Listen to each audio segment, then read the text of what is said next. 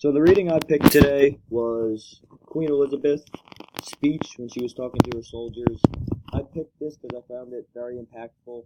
Her being one of the first women to really take charge and just do her thing. Very motivated woman and brought the army. So I'll go through a couple things that I noticed that she said that were very impactful to me.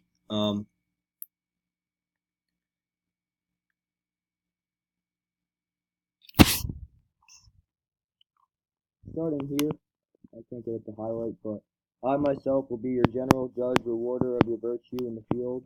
I know that already for your forwardness you have deserved rewards and crowns, and I assure you in the word of Prince you shall not fail them.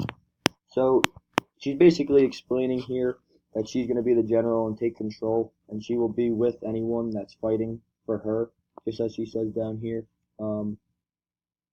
We shall shortly have famous victory over the enemies of my God and my kingdom. She's very passionate about where she's from and protecting her land and area. So she wants to reward her soldiers. She wants to do everything that she can for them. And it's cool because these soldiers really look up to her and she does a lot of things for them and they do a lot of things for her as well. So I think it's definitely a strong army and she's a woman figure that people really looked up to, which I found that to be very cool. And even though this is a short speech, you could tell how motivated she is, and she would literally do anything. Just like she says here, I place my chiefest strengths and safeguard in the loyal hearts and goodwill of my subjects. So she's really there for everybody and going to do whatever it takes.